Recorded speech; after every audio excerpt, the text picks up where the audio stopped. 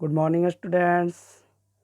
आज हम लोग प्रथम अध्याय ईंटें, मनके तथा अस्थियां, हड़प्पा सभ्यता का भाग 3, जिसमें हम लोग हड़प्पा सभ्यता के अंतर्गत सामाजिक भिन्नताओं के अवलोकन पर अध्ययन करेंगे।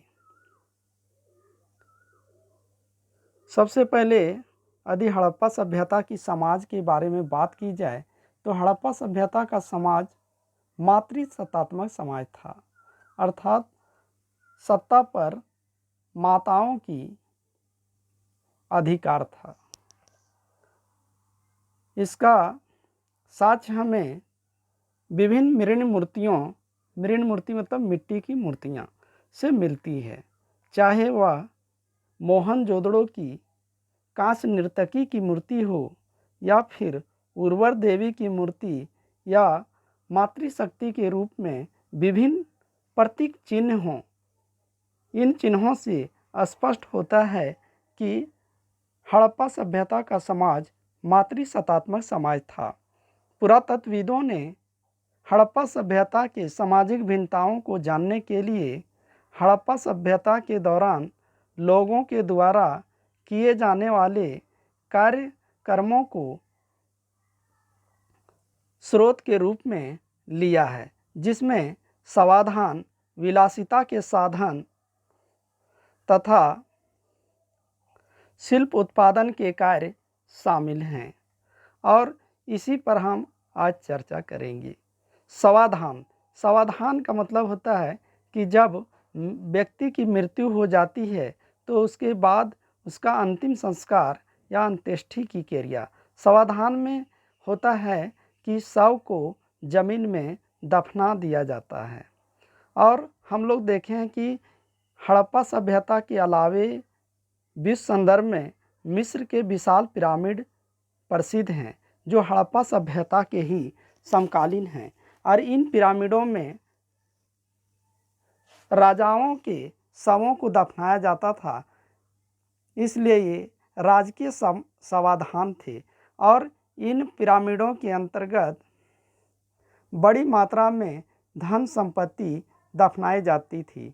लेकिन यदि हम हड़प्पा सभ्यता की बात करें तो यहाँ से मिले समाधानों में मृतकों को गर्तों में दफनाया जाता था। गर्तों मतलब होता है गड्ढों, गर्त मतलब होता है गड्ढों।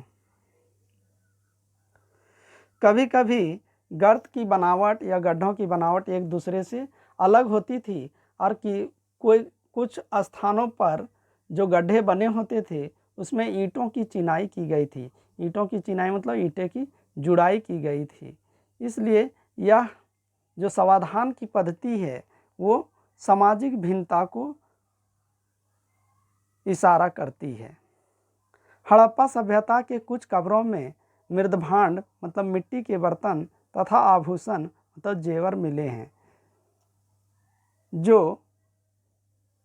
जो संकेत करती है कि व्यक्ति के मृत्युपरांत इन वस्तुओं का व्यक्ति प्रयोग करते थे। पुरुष और महिलाएं दोनों के समाधानों से आभूषण मिले हैं। 1980 के दशक के मध्य में हड़प्पा के कब्रिस्तान में एक उत्खनन में एक पुरुष की खोपड़ी के समीप शंख के 3 छल्लों, जेस्पर, एक प्रकार का उपरत्न के मनके मतलब माला, सैकड़ों की संख्या में सूक्ष्म मनकों से बना एक आभूषण मिला था। कहीं कहीं पर मृतकों को तांबे के दर्पणों के साथ दफनाया गया है। तांबे का दर्पण, तांबे का दर्पण। परंतु कुल मिलाकर ऐसा लगता है कि हड़प्पा सभ्यता के निवासियों का मृतकों के साथ बहुमूल्य वस्तु दफनाने में विश्वास नहीं था। यदि विलासिता के साधन की बात की जाए तो पुरातत्वविदों ने उत्खनन के दौरान रोज़मर्रा के उपयोग में जो वस्तुएं शामिल थी, जिसमें पत्थर तथा मिट्टी जैसे सामान्य पदार्थों से आसानी से बना हुआ पदार्थ मिला है। इनमें चक्कियाँ मतलब गेहूँ पीसने वाला या चावल पीसने वाली पत्थर की चक्की, मृदभांड मिट्टी के बर्तन, सुइयाँ, झांवा आदि शामिल हैं। ये वस्तुएं समान रूप से बस्तियों में पाई जाती थी। दुर्ग और हम लोग निचला शहर की बात किए थे, तो ये निचले शहर जो आम लोगों के लिए थी उसमें पाई गई है। पुरातत्वविद ने उन वस्तुओं को कीमती मानते थे जो दुर्लभ होती थी और महंगी होती थी। इस प्रकार का एक बर्तन मिला है जिसे फेयोंस कहा जाता था, जो घिसी हुई रेत या बालू तथा रंग और चिपचिपे पदार्थ के मिश्रण को पकाकर बनाया जाता था। और इसी फेयोंस का बना हुआ एक पात्र यहाँ पे दिख रहा है। और ये बड़े मुश्किल बर्तन थे और काफ़ी कीमती बर्तन थे।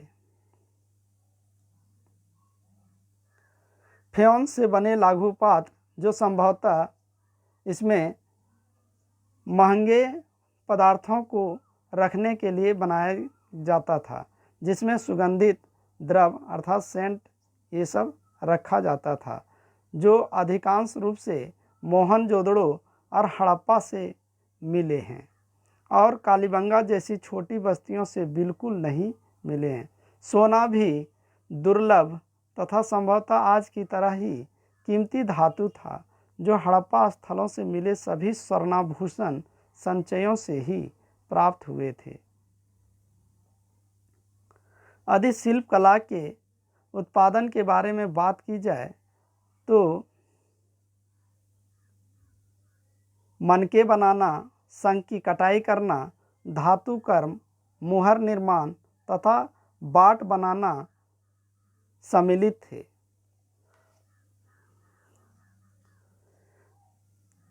मोहनजोदड़ो का क्षेत्रफल जो है वो 125 हेक्टेयर की तुलना में एक बहुत छोटी 7 हेक्टेयर की बस्ती थी चनहुदड़ो, जो लगभग पूरी तरह से शिल्प उत्पादन में संलग्न थी। यदि हम मानचित्र संख्या 1 में इनका दृष्टिपात करें तो हम इजीली देख सकते हैं कि किस क्षेत्र में चनहुदड़ो और मोहनजोदड़ो था।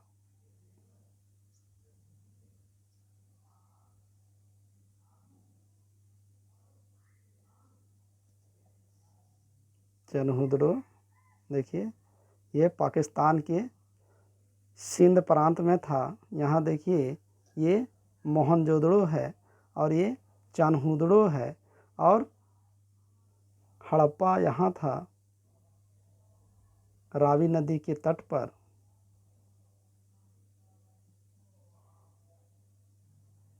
रावी नदी के तट पर हड़प्पा था। मोहनजोदड़ो सिंध नदी के तट पर था। कोटदीजी भी सिंध नदी के तट पर था और चनहुदड़ो भी सिंध नदी के तट पर था।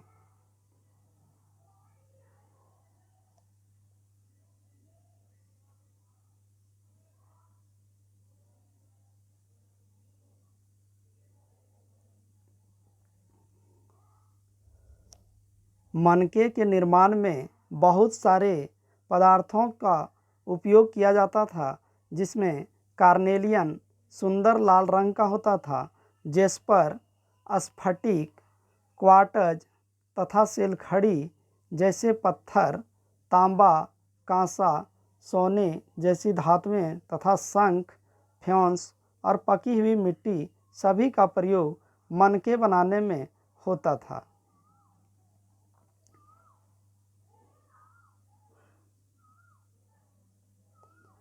मनके का चित्र देखिए, मनका है, मनका मतलब माला।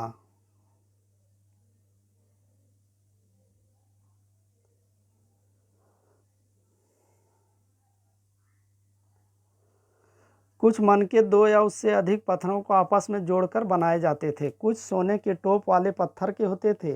इनके कई आकार होते थे, जैसे चक्राकार, चक्र के आकार का, बेलनाकार बेलन के आकार का, गोलाकार ढोलाकार ढोलक के आकार का, तथा खंडित तो टूटा फूटा।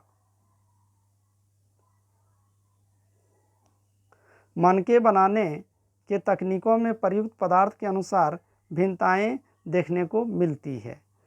सेल खड़ी जो एक बहुत मुलायम पत्थर है पर आसानी से कार्य हो जाता था, क्योंकि हड़प्पा सभ्यता के अधिकांश मुहर सेल खड़ी के ही बने हुए हैं, जो हम लोग पहले ही देख चुके थे।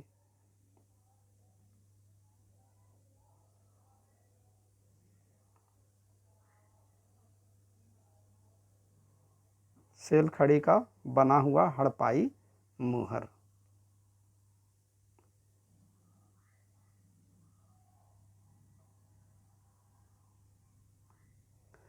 कुछ मनके सेल खड़ी चूर्ण के लेप को सांचे में ढालकर बनाया गया था।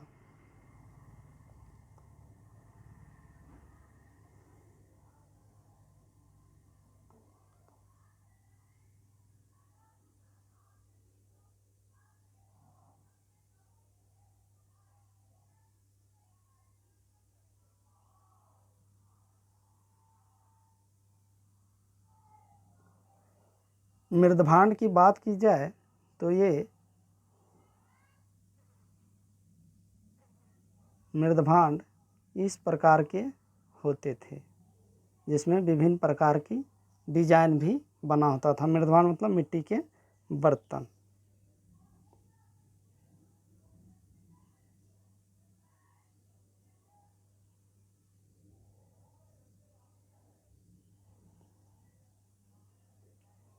और ये है मृण मूर्ति।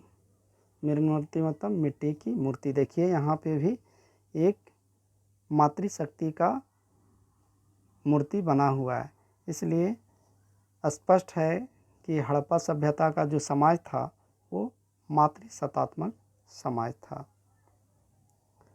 अधिक उत्पादन केंद्रों की बात की जाए तो पुरातत्वविद शंख तथा तांबा एस जैसा कच्चा माल, औजार, अपूर्ण वस्तुएं, त्याग दिया गया माल तथा कूड़ा करकट, यहाँ तक कि कूड़ा करकट शिल्प कार्य के सबसे अच्छे स्रोत थे। यदि वस्तुओं के निर्माण के लिए शंख अथवा पत्थर को काटा जाता था तो इन पदार्थों के टुकड़े कूड़े के रूप में उत्पादन के स्थान पर फेंक दिए जाते थे।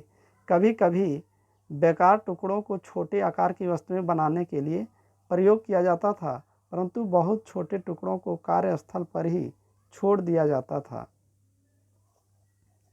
ये टुकड़े इस ओर संकेत करते हैं कि छोटे विशिष्ट केंद्रों के अतिरिक्त मोहनजोदड़ो तथा हड़प्पा जैसे बड़े शहरों भी शिल्प के उत्पादन में महत्वपूर्ण योगदान देते थे।